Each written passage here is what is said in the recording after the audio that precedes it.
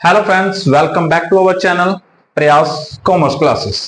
देखिए भी दो चैप्टर कंप्लीट करने के बाद आज हम पहुंच रहे हैं हमारे पार्ट 2 के ऊपर, जिसमें जिस पार्ट का नाम क्या है हमारा एनालिसिस ऑफ फाइनेंशियल स्टेटमेंट। अब देखिए इस बुक के अंदर हम जो पढ़ रहे हैं उसका जो फर्स्ट चैप्टर है वो financial statement of companies. Financial statement of company के अंदर मेनली हमारा क्या आएगा।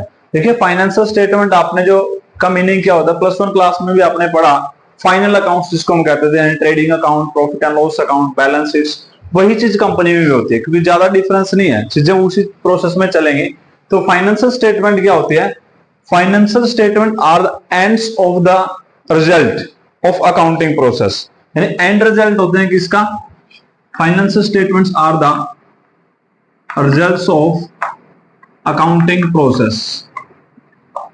अकाउंटिंग प्रोसेस, जो भी हमारी अकाउंटिंग प्रोसेस होती है उसका जो रिजल्ट है वो क्या होता है? अकाउंटिंग या फाइनेंशियल स्टेटमेंट। अब अकाउंटिंग प्रोसेस क्या होती है? जैसे कि हमने प्लस वन क्लास में भी पढ़ा, यहाँ पढ़ रहे हैं आप 2 साल से। क्या होता है? सबसे पहले क्या करते हैं हम? रिकॉर्डिंग। जब भी हम अकाउंट्स की बात करते हैं तो हमारी अकाउंटिंग की स्टार्ट कहां से होती है? रिकॉर्डिंग। रिकॉर्डिंग में क्या आएगा हमारा? सबसे पहले क्या बनेगा? हम जब अकाउंटिंग रिकॉर्ड करते हैं तो हमारा जर्नल से स्टार्टिंग होती है इसकी। ये जर्नल पर्पस है। जर्नल आ जाएगा, यहाँ जो सब जर्नल्स है, cash book, purchase book, subsidiary books, ये सारी चीजें क्या है? रिकॉर्डिंग का ही पार्ट होते हैं जर्नल में। जर्नल के बाद जो हमारा नेक्स्ट स्टेप होता है क्लासिफिकेशन, उसमें क्या बनाते हैं हम? लेजर्स जो बनाते हैं, ये हमारा नेक्स्ट स्टेप होता है अकाउंटिंग प्रोसेस का। ठीक है, जैसे हमारा लेजर कंप्लीट हो जाता है क्लासिफिकेशन, फिर हम उसकी समरी बनाते हैं जिसमें हमारा क्या आ जाएगा? Mainly trial balance. और ट्रायल बैलेंस जैसे ही हमारा कंप्लीट होगा तो ट्रायल बैलेंस के बेस पे हम क्या बनाते हैं? अभी प्रॉफिट एंड लॉस अकाउंट, यानी फाइनल अकाउंट जिसको हम कहते थे, या फिर क्या कह सकते हैं उसको? Financial statement. जो प्लस वन की हम प्रोसेसिंग की बात करते हैं, यानी ट्रायल बैलेंस के बेस पे हमारा क्या बनेगा? अभी एक तो बनेगा प्रॉफिट एंड लॉस अकाउंट और दूसरा क्या बनेगा? अभी बैलेंस शीट, जिसको हम फाइनल अकाउंट या फिर हम क्या कह सकते हैं? अभी फाइनेंशियल स्टेटमेंट। ये तो बात करें हम किसकी?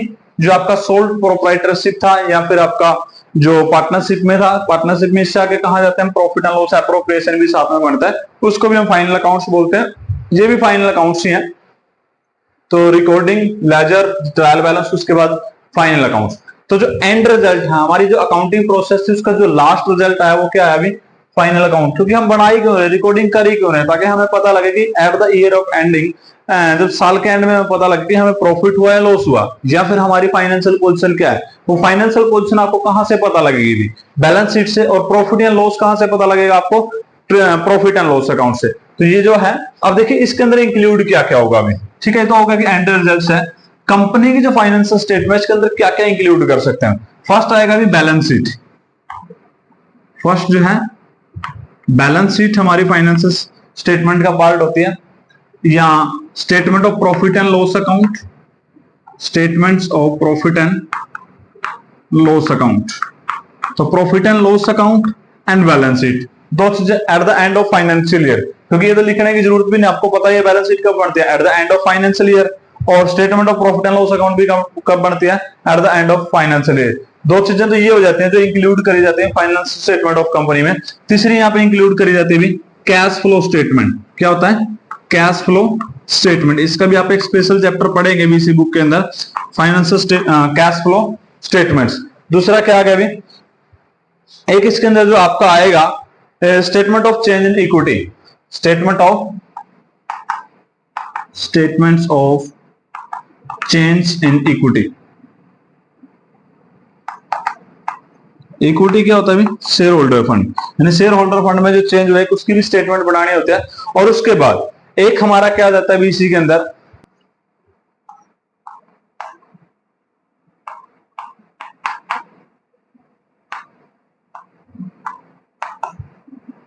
ये क्या है? एक्सप्लेनरी नोट्स, जो नोट्स आपके एक्सप्लेन करते हैं इन चीजों से रिलेटेड जो भी चीजें आएंगी। बैलेंस शीट में बहुत सारे हैं जिसको हम नोट्स टू अकाउंट भी कह सकते हैं। ठीक है, तो ये जो 5 चीजें हैं ना, ये कंपनी की फाइनेंशियल स्टेटमेंट का पार्ट होती है। ये चीजें हैं जो इंक्लूड करी जाते हैं किसमें? कंपनी की जो आपकी फाइनेंशियल स्टेटमेंट है। और ये किसके अकॉर्डिंग है? जो आपका कंपनी एक्ट 2013 है, ये किसके अकॉर्डिंग दे रखा है? Company act 2013 section 2 and sub section 40 के अकॉर्डिंग ये चीजें आपको दे रखी हैं कि किसी की भी कंपनी की फाइनेंशियल स्टेटमेंट के अंदर क्या क्या इंक्लूड होता है, balance sheet at the end of financial year, profit and loss statement of profit and loss account eight the end of financial year, and cash flow statement, statement of the change in equity and explanatory notes, यानी जो आपके explain करेंगे कि कौन सी चीजें कहां से आपने लिखी हैं। ठीक है, तो ये चीजें आपकी हैं अभी। अब हम बात कर रहे हैं balance sheet at the end of financial year. And of financial year का मीनिंग क्या होता है? एंड ऑफ फाइनेंशियल ईयर, अब फाइनेंशियल ईयर क्या होता है? देखो, हमारा जो अकाउंटिंग ईयर कह सकते हैं, फाइनेंशियल ईयर जो है वो क्या है कंपनी का? 1 अप्रैल टू 31 मार्च, 1 अप्रैल टू 31 मार्च, क्योंकि कंपनी जो अकाउंट्स प्रिपेयर करेगी वो एक पार्टिकुलर पीरियड के लिए होता है एनुअली, और एनुअल पीरियड कौन सा है? 1 अप्रैल से स्टार्ट होगा, 31 मार्च को क्या हो जाएगा? खत्म हो जाएगा भी। तो ये हमारी चीजें हैं, फाइनेंशियल स्टेटमेंट का पार्ट है। इस चैप्टर में हम पढ़ने वाले हैं बैलेंस शीट के बारे में, क्योंकि सबसे इंपॉर्टेंट जो पार्ट है इसका बैलेंस शीट। दो ही चीजें दे रखी है इसमें, बैलेंस शीट की एक्सप्लेनेशन दे रखी है और एक आपको दे रखी है statement of profit and loss account के बारे में। हम इस अभी आज की वीडियो में क्या पढ़ेंगे? बैलेंस शीट के बारे में डिटेल में पढ़ेंगे भी कि बैलेंस शीट किस तरीके से बनाई जाती है, क्या परफॉर्मा रहेगा, कौन कौन सी चीजें बैलेंस शीट के अंदर लिखी जाएंगी। वैसे आप बैलेंस शीट पहले भी पढ़ते हैं, लेकिन यहाँ पे कंपनी की जो बैलेंस शीट है वो थोड़ी सी अलग है भी, क्योंकि यहाँ बैलेंस शीट जो है शेड्यूल 3 के अकॉर्डिंग बनाई जाएगी, और शेड्यूल 3 के अकॉर्डिंग जो बैलेंस शीट है वो क्या बनेगी? ओरिजेंटल की बजाय वर्टिकल फॉर्म में बनेगी। जो आपने पहले बैलेंस शीट पढ़ी है उससे थोड़ी सी डिफरेंट है। देखिए, हम स्टेप टू स्टेप सारी चीजों को पढ़ते हैं, तो एक बार हम स्टार्ट करते हैं क्या होती है बैलेंस शीट। यहाँ पे जो बैलेंस शीट है हमारी, सबसे पहले तो अगर देखें बैलेंस शीट का परफॉर्मा जो मैंने बनाया अभी, यहाँ पे बैलेंस शीट जो है कंपनी की किसके अकॉर्डिंग बनेगी? शेड्यूल 3 के अकॉर्डिंग बनेगी। ठीक है, जो हमारा शेड्यूल 3 है उस शेड्यूल 3 कंपनी एक्ट का, उसके अकॉर्डिंग बैलेंस शीट बनाई जाती है कंपनी में। और पहले जो हमने बैलेंस शीट पढ़ी है, इससे पहले पार्टनरशिप में पढ़ी है, वो क्या थी हमारी? ओरिजेंटल फॉर्म में। जैसे यहाँ पे क्या आता था? लायबिलिटीज, फिर अमाउंट आ गया, फिर यहाँ पे एसेट्स थी, और फिर क्या था भी हमारे पास? यहाँ पे फिर अमाउंट था। यानी कि ये कौन सी शेप होती है बैलेंस शीट की? इसको बोलते हैं ओरिजेंटल फॉर्म। ठीक है, लेकिन यहाँ पे जो बैलेंस शीट है वो कौन सी फॉर्म में होगी? वर्टिकल फॉर्म में, यानी कि अप टू डाउन, यानी कि लायबिलिटीज ऊपर आएंगी भी, उसके बाद लायबिलिटी कंप्लीट होने के बाद क्या आएगा हमारे पास? एसेट्स नीचे की तरफ आएंगे, ऊपर से नीचे बनेगी, न कि लेफ्ट टू राइट। ठीक है, ये हमारे बैलेंस शीट का नया परफॉर्मा है भी कंपनीज के अकॉर्डिंग। अब जैसे ही हमने यहाँ पे पढ़ा अभी, अब जैसे आपको दिख भी रहा है, अब सबसे पहले बैलेंस शीट में क्या आएगा? वही balance sheet as on at जो डेट होगी 31 मार्च। यहाँ पे हमने सेशन नहीं लिखा क्योंकि क्लोजिंग तो हमारे 31 मार्च को होने, इसलिए मैंने 31 मार्च लिखा।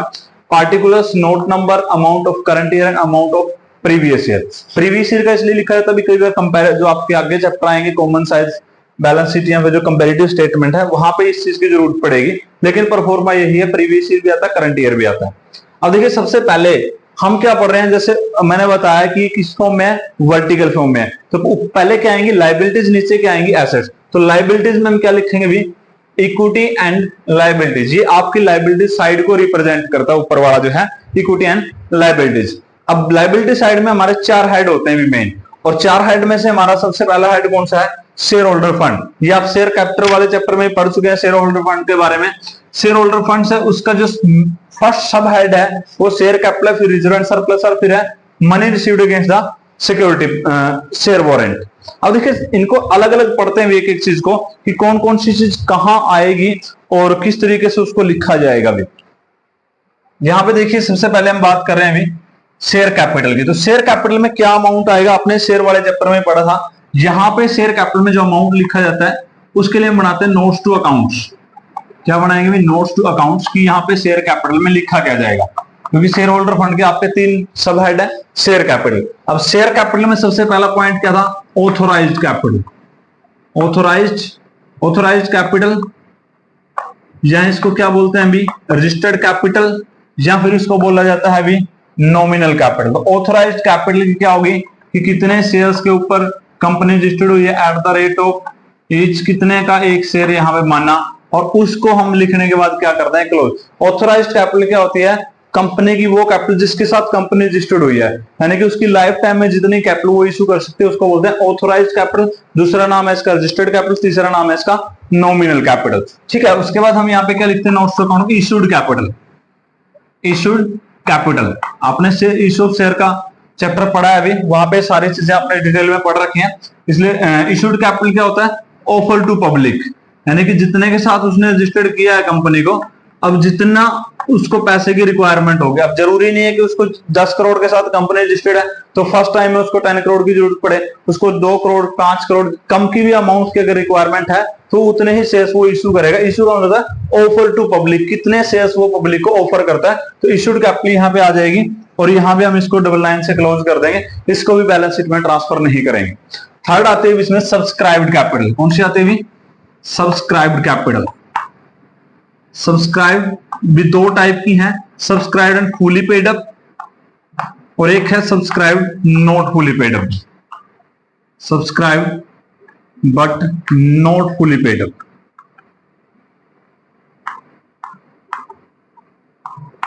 अब subscribed and fully paid up का मीनिंग क्या होता है? सब्सक्राइब्ड का मीनिंग होता है एप्लीकेशन अप्लाइड बाय पब्लिक। अब जितने ऑफर किए थे उसमें से अप्लाई कितने किए पब्लिक ने, उसको बोलते हैं सब्सक्राइब कैपिटल। और अप्लाई में से देखिए, अगर कंपनी यहाँ पे 2 लाख शेयर इश्यू करते हैं अभी और सब्सक्राइब कैपिटल भी 2 लाख ही है, तो फुली पेड अप कौन सा होगा?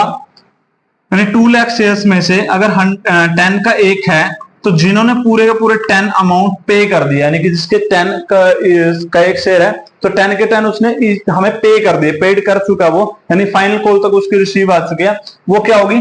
फुली पेड अप कैपिटल भी। और not fully paid up capital कौन सी है?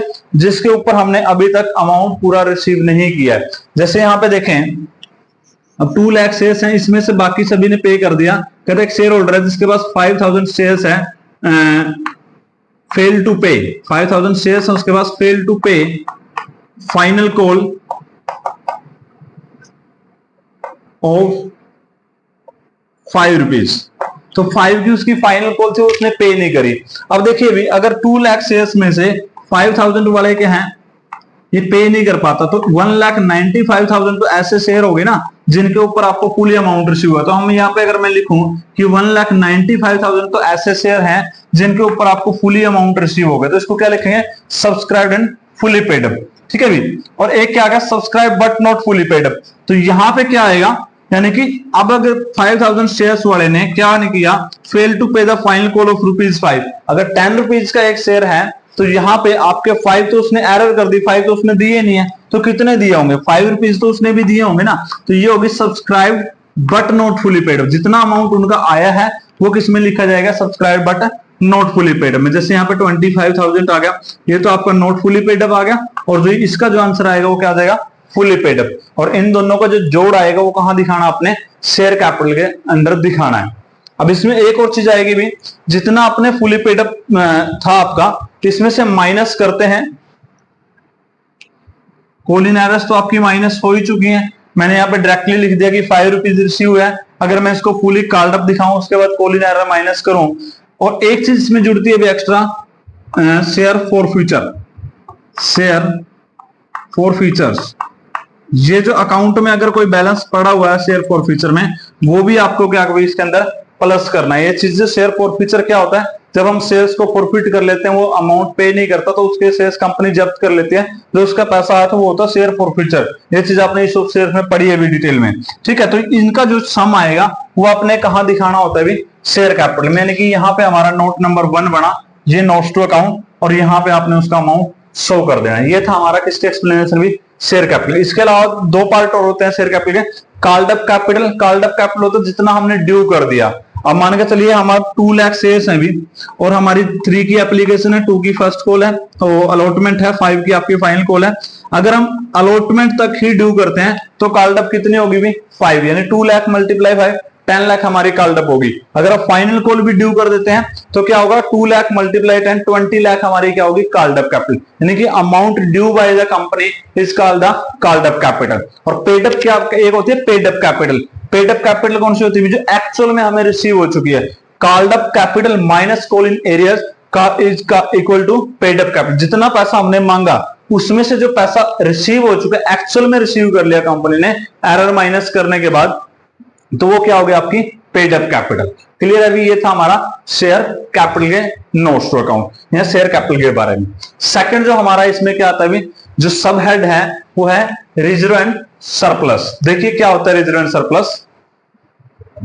सेकंड जो हमारा नोट्स टू अकाउंट्स है किसका, रिजर्व एंड सरप्लस का। तो रिजर्व एंड सरप्लस में देखिए क्या क्या आएगा, इसमें हमारे सारे के सारे रिजर्व हम इंक्लूड करते हैं। रिजर्व एंड सरप्लस का जो नोट्स आएगा इसमें कौन कौन से रिजर्व आएंगे भी हमारे, सबसे पहले तो हम लिख सकते हैं भी कैपिटल रिजर्व।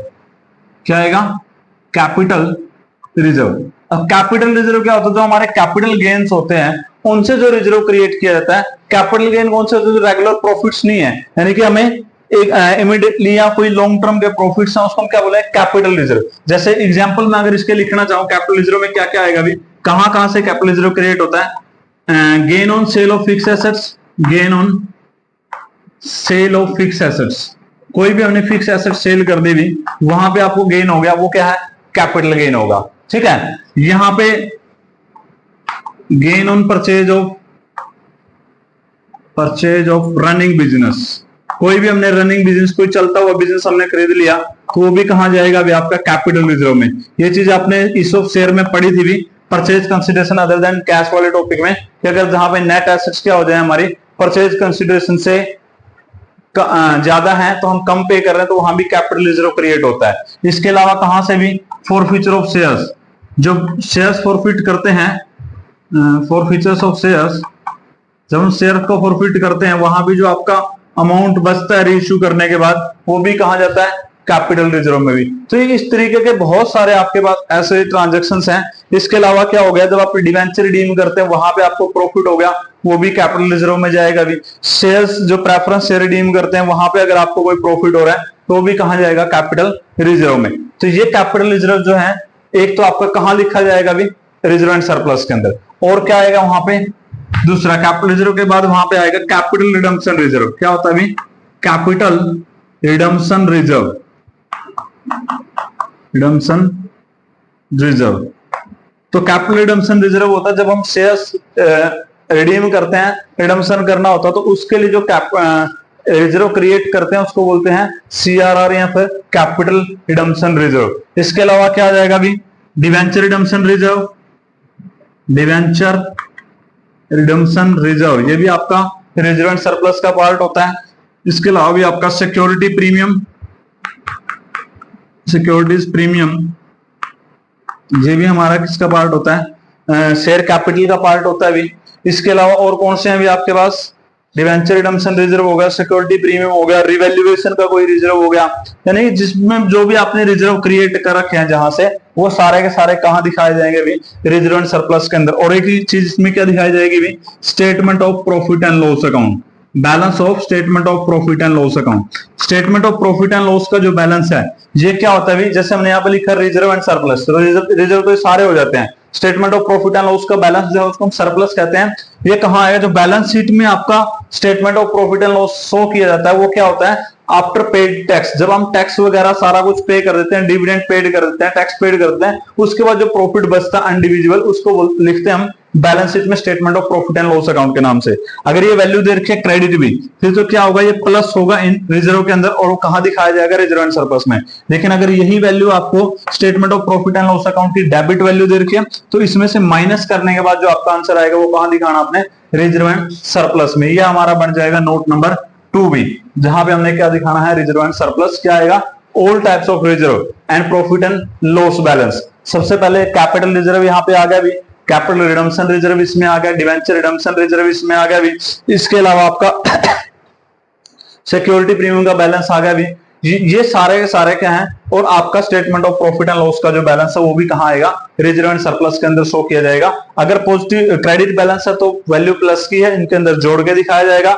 अगर आपका statement of profit and loss का डेबिट बैलेंस दे रखा है तो मतलब वो आपकी माइनस की वैल्यू है, लॉस है, और वो इस वैल्यू में से माइनस करने के बाद दिखाया जाएगा। क्लियर है भी, ये था हमारा सेकंड नोट्स टू अकाउंट। अब बात करते हैं money received against share warrant. इसका सिर्फ आपको मीनिंग पढ़ना है भी शेयर वारंट्स का, क्योंकि ये आपकी बहुत सारी ऐसी टर्म्स हैं भी इस चैप्टर में जो आपके को मीनिंग तो पता होना चाहिए, लेकिन उनका अकाउंटिंग ट्रीटमेंट जो है वो आपके सिलेबस में नहीं पूछा जाएगा। सिर्फ आपको ये पता, क्वेश्चन में पूछा है ऐसा जाएगा कि भी कौन सी टर्म्स कहां पे आएगी। जैसे मैंने अभी पूछा कैपिटल रिजर्व कहां पे आएगा, तो कैपिटल रिजर्व दिखाया जाएगा शेयर होल्डर फंड के मेन हेड के सब हेड रिजर्व एंड सरप्लस के अंदर। इस तरीके से आपको जवाब देने होते हैं चैप्टर में। अब money received against share warrant, तो शेयर वारंट क्या होता है अभी, तो शेयर वारंट जो है वो एक तरीके का हमारे पास हम क्या इंस्ट्रूमेंट है, यानी कि एक तरीके से सर्टिफिकेट या कोई भी इंस्ट्रूमेंट है, फाइनेंशियल इंस्ट्रूमेंट, जिसमें हमने गारंटी दे रखी है भी,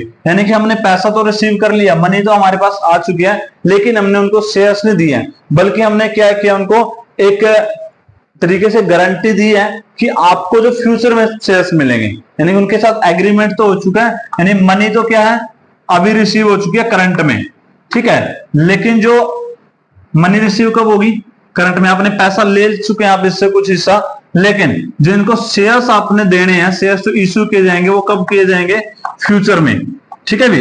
तो यहाँ पे जो फ्यूचर में आप शेयर्स इश्यू कर रहे हैं आज पैसे के बदले, तो उसको बोला जाता है money received against share warrant. ये सिर्फ आपको मीनिंग पता होना चाहिए, इसका आगे कोई एक्सप्लेनेशन पॉइंट है नहीं अभी, ठीक है। तो एक जो हमारा मेन हेड है वो कंप्लीट हो चुका है, कौन सा, शेयर होल्डर फंड का।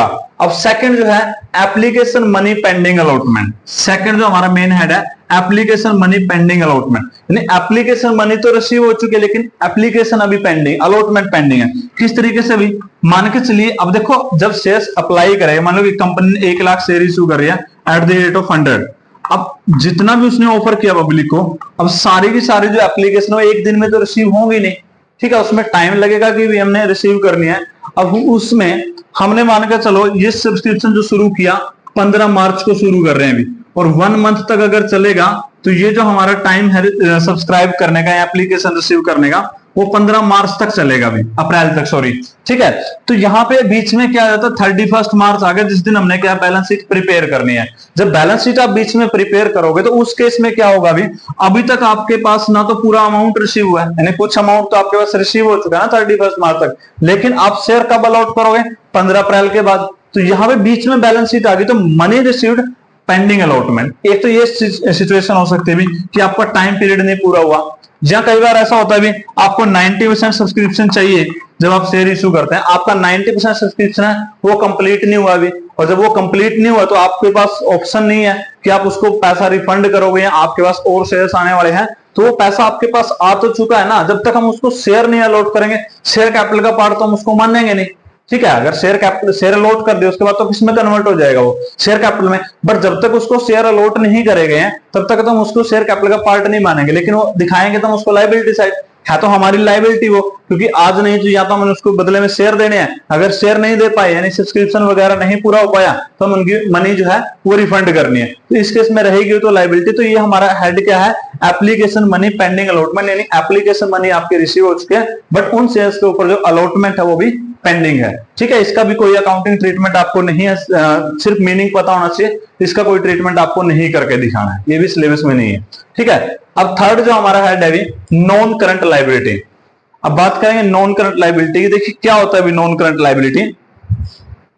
नॉन करंट लायबिलिटी, वैसे तो भी आप कहोगे नाम से ही पता लग रहा है कि जो करंट लायबिलिटी नहीं है वो नॉन करंट लायबिलिटी है। और करंट की डेफिनेशन क्या थी, हम नॉर्मली तो यही पढ़ते हैं करंट ईयर जो करंट लायबिलिटी क्या होती है। अगर करंट लायबिलिटी की बात करें तो पेबल विद इन 1 ईयर क्या होती है, पेबल विद इन 1 ईयर, जो हमें 1 साल के अंदर अंदर पे करनी है, 12 मंथ के अंदर पे करनी है, वो क्या होती है हमारी करंट लायबिलिटी। तो नॉन करंट लायबिलिटी क्या होगी, पेबल आफ्टर 1 ईयर, क्या हो जाएगा, पेबल आफ्टर 1 ईयर, 1 साल के बाद पे कर रहे हो, या फिर आपके ऑपरेटिंग साइकिल पीरियड भी, इसमें जो ऑपरेटिंग साइकिल पीरियड है वो भी यहाँ पे डिपेंड करता है कि आपका ऑपरेटिंग साइकिल कितने टाइम पीरियड का, ठीक है। तो हम देखते हैं एक बार नॉन करंट लायबिलिटी होती क्या एक्चुअल में और क्या क्या चीजें इसके अंदर इंक्लूड करेंगे। देखिए भी वही बात करें कि नॉन करंट लायबिलिटी हमारी क्या है, यानी कि वो लायबिलिटीज जो हमने पे करनी है आफ्टर 1 ईयर, यानी कि 12 मंथ या 1 ईयर के बाद जो पेबल होंगी आपके पास, 1 साल के बाद जिनकी पेमेंट करनी है भी, उनको क्या बोलेंगे हम, नॉन करंट लायबिलिटी। अब नॉन करंट लायबिलिटी तो हमारा सब मेन हेड है, उसके अंदर भी सब हेड बनाए गए हैं। फर्स्ट कौन सा है अभी उसके अंदर, लॉन्ग टर्म बोरोइंग। तो अगर हम लॉन्ग टर्म बोरोइंग की बात करें तो बोरोइंग क्या होता है, उधार लेना। तो यहाँ पे जो लॉन्ग टर्म के लिए हमने उधार लिया है किसी भी कंपनी ने, तो वो किस में आ जाएगा, long term liability. Long term का मतलब है कि वो आपकी बोरोइंग जो पे कब करनी है भी, पे आफ्टर 1 ईयर, जो आपको 1 साल के बाद पे करनी है, वो सारी क्या होंगी भी आपकी लॉन्ग टर्म बोरोइंग होंगी। इसके अंदर देखिए क्या क्या आ जाएगा आपका, डिवेंचर भी, सबसे पहले तो क्या आएगा डिवेंचर्स, या बॉन्ड्स की बात करें वो भी इसका ही पार्ट होता है, पब्लिक डिपॉजिट हो जाता है, ठीक है, पब्लिक डिपॉजिट है भी, ये भी हमारा क्या है, लॉन्ग टर्म बोरोइंग का पार्ट है।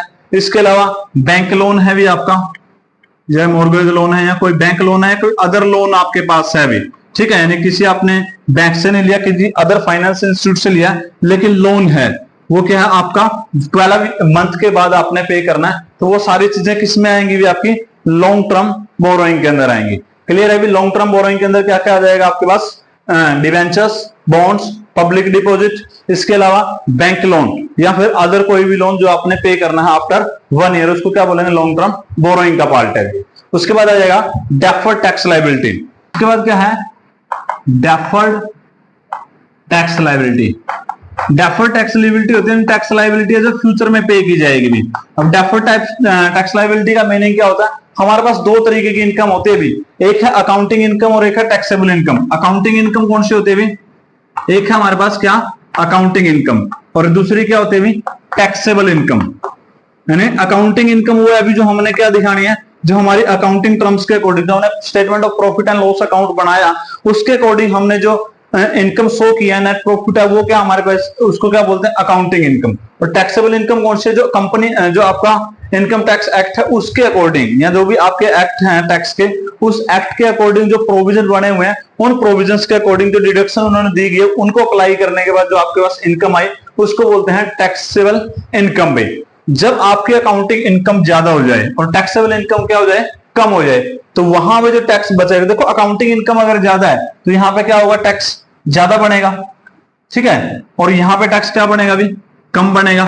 अब यहाँ पे टैक्स हम पे कितना करेंगे, जो टैक्सेबल इनकम के अकॉर्डिंग है, जबकि अकाउंटिंग इनकम क्या शो कर रही है अभी, अकाउंटिंग इनकम तो ज्यादा टैक्स शो करेगी, हमें ज्यादा टैक्स पे करना चाहिए, जबकि जो टैक्सेबल इनकम आ रही है वो कम बन रही है, तो इसलिए हमने टैक्स क्या किया, कम टैक्स पे कर रहे हैं। तो हमारे अकॉर्डिंग जो डिफरेंस आया, यानी कि यहाँ पे जितना टैक्स हमें पे करना चाहिए था और जितना टैक्स हमने पे कर दिया, उसका जो डिफरेंस आया वो तो क्या रहेगा, पेंडिंग रहेगा, उसको तो हम पे नहीं कर पाए, और जो पे नहीं कर पाए वो क्या रहेगी, हमारी लायबिलिटी, इसलिए उसको कहां लिखा जाएगा, डेफर्ड टैक्स लायबिलिटी में। ये आपके अकाउंटिंग ट्रीटमेंट जो है इसका वो आपके सिलेबस में नहीं है अभी, यहाँ पे सिर्फ आपको ये याद रखना कि डेफर्ड टैक्स लायबिलिटी कहां आएगी, वो हमारी आएगी नॉन करंट लायबिलिटी का जो मेन हेड है वहां पे उसको उसके अंडर आपको दिखाया जाएगा, सब हेड है deferred tax liability.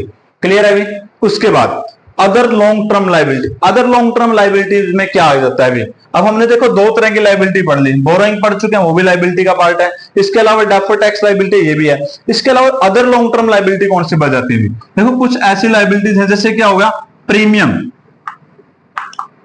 Payable on redemption, premium payable on redemption of debenture, redemption of debenture. तो जब आप डिवेंचर रिडीम करेंगे प्रीमियम के ऊपर, तो प्रीमियम ऑन रिडम्पशन जो होगा वो भी आपका, देखिए जब हमने इशू किया, मान के चलिए 2018 में हम डिवेंचर इशू कर रहे हैं, 7 साल के बाद उनकी रिडम्पशन है, तो 2025 में उसकी रिडम्पशन होनी है, तो उसी दिन हमें पता है इशू कंडीशन के अकॉर्डिंग कि ये जो डिवेंचर प्रीमियम है रिडम्पशन के ऊपर हमने 2025 में पे करना है, जबकि क्रिएट किस दिन कर दिया था हमने, loss on issue account debit to premium on redemption, वो अकाउंट हमने 2018 में ओपन कर दिया था, तो पेमेंट कब होगी, 7 साल के बाद, यानी पेमेंट आपकी 1 साल से लॉन्ग टर्म में जा रही है, तो उसको कहां लिखोगे भी आप, अदर लॉन्ग टर्म लायबिलिटी के अंदर उसको दिखाया जाएगा, ठीक है। इस टाइप की और कोई लायबिलिटी अगर आपके पास हो जो हमने लॉन्ग टर्म बोरोइंग में नहीं इंक्लूड करी, वो किस में आ जाएगी, आपकी अदर लॉन्ग टर्म लायबिलिटीज के अंदर इंक्लूड कर ली जाएगी। क्लियर है अभी। उसके बाद आ जाएगा लॉन्ग टर्म प्रोविजंस। अब प्रोविजन क्या होता है अभी, प्रोविजन होता है कोई भी नॉन लायबिलिटी के कोई भी हमारी नॉन लायबिलिटी है जिसका हमें पता भी कोई नुकसान होगा, इन फ्यूचर लॉस हो सकता है, बट एक्यूरेसी के साथ हम उसका अमाउंट नहीं डिसाइड कर सकते, उसको क्या बोलते हैं, प्रोविजन। ये हमारी प्रोविजन की डेफिनेशन है। और जो प्रोविजन हमारी उन लायबिलिटीज के लिए क्रिएट किया गया है, नॉन लायबिलिटीज के लिए, जिनकी जो पेमेंट है या जो हमारी किसके लिए, 1 साल से लॉन्ग टर्म के बाद, 1 साल के बाद उनकी पेमेंट करने हैं, तो उन प्रोविजंस को क्या बोला जाता है, लॉन्ग टर्म प्रोविजंस। जैसे प्रोविजन फॉर एम्प्लॉइज बेनिफिट, जैसे पीएफ हो गया, हाउस रेंट अलाउंस, या जो पेंशन के लिए आपने क्या बनाए हुए हैं अभी, प्रोविजंस बनाए हुए हैं, ये क्या होते हैं, सारे के सारे लॉन्ग टर्म प्रोविजंस होते हैं। ये प्रोविजन आपके कहां दिखाए जाएंगे, लॉन्ग टर्म प्रोविजन के अंदर दिखाए जाएंगे, ठीक है। जैसे एक और चीज है यहाँ पे, ये टाइम के ऊपर डिपेंड करता है, जैसे प्रीमियम पेबल ऑन रिडम्पशन था, जब आपने मैंने बोला कि 2018 में डिवेंचर इशू करे, 2025 में आपने रिडम्पशन करनी है, तो 18 से लेके हम क्या करेंगे 2024 तक इसको long term other long term liability में दिखाएंगे। लेकिन जैसे हमारा सेशन 25 वाला स्टार्ट होगा, यानी कि इसकी पेमेंट का टाइम 1 साल से कम रह जाता है जब, तो यही अमाउंट कहां चला जाएगा अभी, अदर करंट लाइबिलिटी के अंदर चला जाएगा। ठीक है ना, क्योंकि डिपेंड किसके ऊपर करता है, टाइम पीरियड के ऊपर है, तो प्रोविजन वही है। देखिए यहां भी प्रीमियम रिडम्पशन था, ये जब हमने 1 साल के बाद पेमेंट करनी थी, क्योंकि 7 साल का टाइम पीरियड था अभी, तो 6 साल तक हमने कहां रखा इसको, अदर लॉन्ग टर्म लाइबिलिटी में। लेकिन जैसे ही 2025 का सेशन शुरू होता है, तो वहां पे इसका जो टाइम पीरियड है वो कितना रहेगा, 1 साल से कम रह जाता है, तो हम इसको कहां लिख देते हैं, अदर करंट लाइबिलिटी के अंदर शो कर देंगे। ठीक है, तो ये हो गया हमारा लॉन्ग टर्म प्रोविजन हो चुका है अभी। इसके बाद हमारे पास क्या आएगा अभी, फोर्थ जो हमारा मेन हेड है वो देखिए क्या है अभी, current liabilities. 3 main head cover करने के बाद हम चौथा मेन हेड क्या पढ़ेंगे अभी, करंट लाइबिलिटी। अब करंट देखिए हमारा ये हो चुका है अभी, शेयर होल्डर फंड, हमारा एप्लीकेशन पेंडिंग अलॉटमेंट, ये हमारा हो चुका है। अब पढ़ेंगे करंट लाइबिलिटी। अब करंट लाइबिलिटी क्या होता है अभी, देखो करंट लाइबिलिटी के बारे में अगर बात करें, amount payable with in 12 month, payable with in 12 month.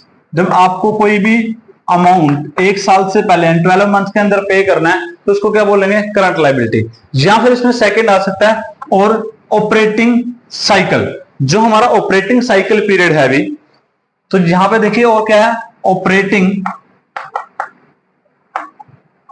Cycle period, इसके अंदर आपको पे करना हो तो उसको क्या बोलते हैं, करंट लाइबिलिटी। अब बात आ गई कि ऑपरेटिंग साइकिल पीरियड क्या होता है अभी। देखिए ऑपरेटिंग साइकिल पीरियड होता है कि हम अपने कैश को कितने दिन में रिवर्स, अपने कैश को जो हमने इन्वेस्टमेंट किया उसको रिकवर करते हैं, दोबारा वापसी हमारे पास वो आता है, तो उसको ऑपरेटिंग साइकिल पीरियड बोलते हैं। जैसे देखिए हमारा एक मैन्युफैक्चरिंग इंडस्ट्री की बात कर रहा हूं मैं, अगर यहां पे कोई हमने क्या किया, गुड्स परचेज कर लिया अभी, कैश में जो आपका बैंक बैलेंस था, इसको हमने किस में इन्वेस्ट कर दिया अभी, हमने रॉ मटेरियल परचेज कर लिया। ठीक है, हमने रॉ मटेरियल परचेज किया। अब रॉ मटेरियल जो था, जब बिजनेस में हमें स्टॉक रॉ मटेरियल का भी चाहिए हमने, इसके अलावा आपका वर्क इन प्रोसेस का भी स्टॉक होगा, फिनिश गुड्स का भी स्टॉक होगा। सबसे पहले हमने क्या किया, रॉ मटेरियल का स्टॉक परचेज कर लिया। अब रॉ मटेरियल जो हमारे बिजनेस में कितने टाइम तक पड़ा रहा, मान लेते चलिए 3 मंथ तक हमारे वो रॉ मटेरियल की फॉर्म में पड़ा रहता है वो प्रोडक्ट। ठीक है, उसके बाद उसको ले यूज करते हैं अभी हम वर्क इन प्रोसेस के अंदर, work in progress, work in process के अंदर जब वो आता है, यानी कि उसको हम फिनिश गुड्स में कन्वर्ट करने के लिए क्या करते हैं अभी, अप्लाई करते हैं। तो उसको वर्क इन प्रोसेस में कितना टाइम पीरियड लग जाता है, मान कर चलिए वहां पे फिर आपको 2.5 मंथ के लिए क्या लग जाता है, इतना टाइम पीरियड लग जाता है उसको फिनिश प्रोडक्ट में तैयार करने के लिए, रेडी करने के लिए रॉ मटेरियल से। 3 महीने तक तो हमारा वैसे ही पड़ा रहा वो एज ए स्टॉक, फिर हमने 2.5 मंथ क्या होगा उसकी प्रोसेसिंग ने ले लिया अभी। उसके बाद जैसे वो फिनिश गुड्स में कन्वर्ट हो जाता है, फिर फिनिश गुड्स भी ऐसा तो नहीं है कि आज वो बन गया और आज ही वो बिक जाएगा भी। ठीक है, फिनिश प्रोडक्ट बनने के बाद फिर वो क्या है, मान के चलिए 3.5 मंथ के लिए फिर वो बचा रहा अभी, यहाँ पे फिर इतना सेल नहीं हुआ, यहाँ इतने टाइम फिर वो फिनिश गुड्स के स्टॉक की फॉर्म में पड़ा रहा। ठीक है, उसके बाद फिर हमने उसको सेल कर दिया, और सेल जब हमने कर दिया तो क्रेडिट पे सेल कर दिया। जो हमारे डेटर्स थे उन्होंने फिर हमसे क्या 4 मंथ का टाइम मांग लिया अभी, कहते 4 महीने में हम तो पैसे देंगे भी। अब 4 महीने बाद फिर हमारे पास जो पैसा आएगा, ठीक है, यही पैसा जो घूम के कब आया, 4 मंथ के बाद, और फिर वो हमें दोबारा से कैश की फॉर्म में रिसीव होगा। अब हमारा कितना टाइम लगा, 3 मंथ यहाँ पे लगे, 2.5 है, 5.5, उसके बाद 5.5 और 3.5 कितना, 9 और 4 कितना होगा, 13 मंथ। यानी कि हमारा जो कैश रिकवर होने में, यानी सेम इन्वेस्टमेंट जो करी थी वो कैश में कन्वर्ट होने में कितना टाइम लगा, 13 मंथ। तो जो 13 मंथ था वो क्या होगा, हमारा ऑपरेटिंग साइकिल पीरियड होगा अभी। ठीक है, तो क्या हुआ हमारा 13 मंथ, इस क्वेश्चन में 13 मंथ ऑपरेटिंग साइकिल पीरियड है। तो यहां पे जो करंट लाइबिलिटी रहेगी भी, यानी कि या तो हमारे पास 12 मंथ है 1 साल, या फिर क्या है 13 मंथ है, ये हमारा ऑपरेटिंग साइकिल पीरियड है। अगर कोई लाइबिलिटी यहाँ पे 13 मंथ की दे रखी है तो 13 मंथ तक वो क्या रहेगी, करंट लाइबिलिटी मानी जाएगी।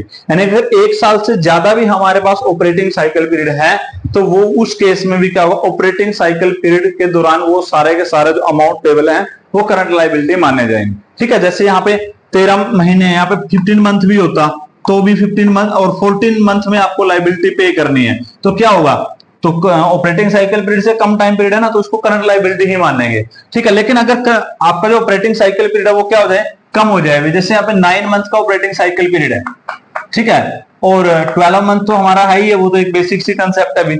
और मेरे को यहाँ पे क्या करना है अभी, 11 महीने में हमें क्या करना है, अमाउंट पे करना। तो क्या है, करंट लायबिलिटी है, बिल्कुल है जी। अब आप कहोगे ऑपरेटिंग साइकिल पीरियड से तो ज्यादा है, ऑपरेटिंग साइकिल पीरियड से ज्यादा है, लेकिन 1 साल से कम भी तो है। ठीक है, दोनों में से एक में कम हो, या तो करंट जो 1 साल है उससे कम टाइम पीरियड हो, फिर भी करंट लायबिलिटी, चाहे आपको ऑपरेटिंग साइकिल पीरियड 2 मंथ का है, अगर वो 1 साल से कम में पेमेंट 12 मंथ तक आप पे कर सकते हो ना, तो करंट लायबिलिटी है भी। ठीक है, लेकिन अगर आपको 12 महीने से ज्यादा है तो आपको ऑपरेटिंग साइकिल पीरियड के अंदर होना चाहिए। जैसे ऑपरेटिंग साइकिल पीरियड आपका 18 मंथ का है, 17 मंथ में आप पे कर रहे हो, तो वो क्या होगा, करंट लायबिलिटी होगा भी। समझ में आ गया क्या मीनिंग होता है करंट लायबिलिटी का? यानी कि आपको ये चीज याद रखनी है, ऑपरेटिंग साइकिल पीरियड के अंदर आए या फिर 12 मंथ के अंदर आपको पेबल हो, वो तो उसको क्या बोलेंगे, करंट लायबिलिटी। अब करंट लायबिलिटी में देखिए क्या क्या आएगा अभी। सबसे पहले हमारे पास करंट लायबिलिटी में आएगा शॉर्ट टर्म बोरोइंग। क्या होता है हमारा, सबसे पहले इसमें भी क्या आ गया, शॉर्ट टर्म बोरोइंग। जैसे लॉन्ग टर्म में था वही चीज चल रही है, इसमें भी क्या आ गया, शॉर्ट टर्म बोरोइंग। तो शॉर्ट टर्म बोरोइंग देखो यहां पे क्या आ गया, बैंक का लोन, यानी कि लोन रिपेबल ऑन डिमांड। ठीक है, ऑन डिमांड, इसका मतलब क्या कि जब अगले ने पैसे वापस मांग लिए उसी टाइम हमें पे करना, तो ये क्या हो गया, लो शॉर्ट टर्म बोरोइंग होगी। ठीक है, इसके अलावा हमने बैंक ओवरड्राफ्ट हो गया, अभी बैंक ओवरड्राफ्ट है तो एक तरीके का ये भी लोन, लेकिन ये विदाउट गारंटी का होता है, तो ये आपका अनसिक्योर्ड लोन है, तो इसको बैंक ओवरड्राफ्ट, इसकी भी जो टाइम पीरियड है वो 1 साल से कम होता है भी। इसके अलावा देखिए और क्या है लॉन्ग टर्म, तो शॉर्ट टर्म में हमने पढ़ा, लॉन्ग टर्म बोरोइंग में पढ़ा था डिवेंचर बोरोइंग्स। अब डिवेंचर भी है यहां पे, debentures redemption with in 1 year, with in 1 year. देखो जब आपने डिवेंचर रिडीम करने हैं भी, ठीक है, हमने वही बात आ गई 2018 में आपने इशू करे हैं 7 इयर्स के लिए, तो 2025 में तो इसको रिडम्पशन करोगे ना, तो हमने 6 साल तक इसको कहां दिखाया, लॉन्ग टर्म लायबिलिटी बोरोइंग में। लेकिन जैसे हमारा लास्ट ईयर आता है और 1 साल से कम उसका टाइम पीरियड रह जाता है रिपेमेंट करने का, तो किस में दिखा देंगे हम, शॉर्ट टर्म बोरोइंग के अंदर। वही बॉन्ड्स की कंडीशन है, वही आपकी पब्लिक डिपॉजिट के केस में होता है, वही बैंक लोन के केस में होता है, जब आपका 1 साल से कम टाइम पीरियड रह जाए उसको पे करने का, तो ऑटोमेटिकली किस में आ जाता है, वो शॉर्ट टर्म बोरोइंग में आ जाएगा। क्लियर भी। सेकंड क्या है, ट्रेड पेबल। ट्रेड पेबल कौन होते हैं भी, यानी कि जहां से हम क्या करते हैं, गुड्स परचेज करते हैं, जो हमारे गुड्स के सप्लायर होते हैं, कौन है, जो हमें गुड्स सप्लाई करते हैं, जो सप्लायर्स होते हैं, वो कौन होते हैं, ट्रेड पेबल होते हैं। इसके अंदर 2 ही चीजें आती है हमारे ट्रेड पेबल के अंदर, जहां से हम गुड्स परचेज करते हैं ऑन क्रेडिट। तो एक तो यहाँ पे आ जाता है क्रेडिटर्स, क्रेडिटर आपको पता है भी कौन होते हैं, जहां से हम गुड्स परचेज करते हैं ऑन क्रेडिट। और एक आता है इसके अंदर ट्रेड पेबल, क्या आता है, ट्रेड पेबल। ट्रेड पेबल क्या होते हैं, यानी कि बिल्स पेबल का लीजिए, ट्रेड पेबल यानी कि व्यापार की जो देयता है, यानी कि इसके अंदर आपका बीपी वगैरह आ जाएगा, जो आपके क्रेडिटर्स ही है ये भी एक तरीके से, लेकिन बदले में इन्होंने बिल ले लिया, वो क्रेडिटर्स नहीं रहे, वो पेबल हो जाते हैं, trade payable, sorry bills payable भी।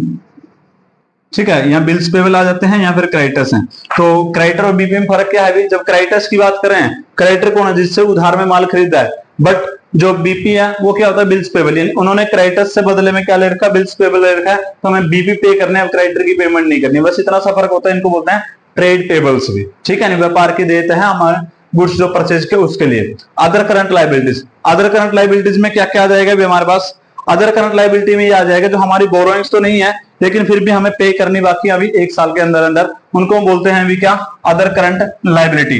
तो अदर करंट लायबिलिटी में क्या क्या आ गया, जैसे expenses due but not paid, expenses due but not paid, इसमें आपका बहुत कुछ आ जाएगा। आउटस्टैंडिंग एक्सपेंसेस सारे ही आ गए भी इसके अंदर, चाहे वो इंटरेस्ट एक्सपेंस ड्यू कर दिया वो पे नहीं कर पाए, चाहे आपका रेंट ड्यू हो चुका है वो पे नहीं कर पाए, चाहे आपकी सैलरी ड्यू हो चुकी है वो नहीं पे कर पाए। तो आउटस्टैंडिंग जितने भी हैं वो सारे के सारे किस में आएंगे, अदर करंट लायबिलिटी के अंदर तो आएंगे। ठीक है, इसके अलावा क्या आ गया आपके पास, कॉल्स इन एडवांस आ गया, कॉल्स इन एडवांस। जैसे आपके पास कॉल्स इन एडवांस आप पढ़ के आए हैं, सेल्स में कॉल्स इन एडवांस का मतलब क्या है कि हमने अलॉटमेंट मांगी थी, सामने वाले ने क्या कर दिया, फर्स्ट कॉल भी दे दी। अब फर्स्ट कॉल मांगी हमने 3 महीने बाद, तो 3 मंथ के लिए वो क्या हो गया हमारे पास, लायबिलिटी तो क्रिएट होगी ना, उसको बोलते हैं अदर लायबिलिटी। ठीक है, अदर करंट लायबिलिटी। तो ये जो सारी चीजें हैं किसमें आ जाएंगी भी आपकी, हमारी अदर करंट लाइबिलिटी के अंदर। या एक्सपेंसिव आपने लोन ले रखा है, उसका इंटरेस्ट ड्यू हो चुका है, वो हमने पे नहीं किया। डिवेंचर का इंटरेस्ट ड्यू हो चुका है, वो पे नहीं किया, वो किस में आएंगे? सारे के सारे अदर करंट लाइबिलिटी का पार्ट होते हैं भी। उसके बाद लास्ट आ जाता है शॉर्ट टर्म प्रोविजन। अब प्रोविजन हमने पहले भी बात कर दी, प्रोविजन क्या होता है? जब हम नॉन लाइबिलिटी के लिए प्रॉफिट रिजर्व बचाते हैं उसको बोलते हैं प्रोविजन। और शॉर्ट टर्म क्या है कि वो लाइबिलिटीज या वो नॉन लाइबिलिटी जो हमारी 1 साल के अंदर ही कवर हो जाएंगी या पे करने होते हैं, उसको बोलते हैं शॉर्ट टर्म प्रोविजन। उनके लिए जो प्रॉफिट्स रखे जाते हैं, बचाए जाते हैं, जो क्रिएट किए जाते हैं प्रोविजन, उसको बोलते हैं short term provision.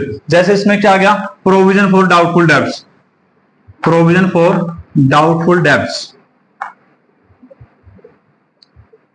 Provision for doubtful debts. तो डाउटफुल डेब्ट्स के लिए जो प्रोविजन बनाया है अभी हमने, वो क्या होता है आपका? देखो डेटर्स कौन होते हैं? जिनसे हमने पैसा लेना है, जिनसे हमारे कस्टमर है, जिनको हमने क्रेडिट में सेल किया हुआ है, वो हमारे कौन होते हैं? डेटर्स। अब वो पैसा रिकवर होगा जिस पे हमने डाउट है। देखो अपना पर्सनल एक्सपीरियंस होता है बिजनेस का कि हमारे जो 1 लाख रुपए अगर लेने हैं बिजनेस को, तो जरूरी नहीं कि 1 लाख रिकवर होंगे, वहां पे 2000, 3000, 5000, 10,000 इतना पैसा हमारा बैड डेट्स में कन्वर्ट हो जाता है। तो जितना भी हमारे डाउट है 5%, 10%, तो वो क्या होता है? प्रोविजन क्रिएट करते हैं। तो वो क्या हो गया आपका? शॉर्ट टर्म प्रोविजन का पार्ट होता है। प्रोविजन फॉर टैक्सेशन क्या आ जाएगा? प्रोविजन फॉर टैक्सेशन भी, ये भी किसका पार्ट है? शॉर्ट टर्म प्रोविजन का पार्ट है। तो इस तरीके से जो भी आपके प्रोविजन है विद इन 1 ईयर के लिए बनाए जाते हैं, उनको क्या बोलते हैं? Short term provision. ठीक है भी, तो ये थी हमारी बैलेंस शीट की लायबिलिटी साइड। इस वीडियो में हम इतना ही पढ़ेंगे। नेक्स्ट वीडियो में क्या करेंगे? इसकी एसेट साइड जो है या एसेट्स, उसको हम डिटेल में पढ़ेंगे कि क्या होती है आपकी बैलेंस शीट की सेकंड जो पार्ट रह गया। क्योंकि अभी हमने सिर्फ आधी बैलेंस शीट पढ़ी है, इसमें सिर्फ और सिर्फ क्या इक्विटी एंड लायबिलिटीज वाला पार्ट पढ़ा है। इसके बाद का जो हम पार्ट पढ़ेंगे वो एसेट्स वाला। ये चीजें आपको क्लियर हो चुकी होंगी। एक एक चीज हमने डीपली डिटेल में एक्सप्लेन किए भी। शेयर का 4 मेन सब हेड कितने, आपके जो मेन हेड कितने हैं बैलेंस शीट के? लायबिलिटी साइड के 4। उसके सब हेड शेयर होल्डर फंड के कितने सब हेड है? 3। कौन कौन से? शेयर कैपिटल, उसके बाद रिजर्व एंड सरप्लस, उसके बाद money received against share warrant. Second main head कौन सा है अभी? Share application money pending allotment. Third सब हेड कौन सा है अभी? Non current liability. उसमें सब हेड कौन सा आ जाता है मेन हेड के बाद? Long term borrowing.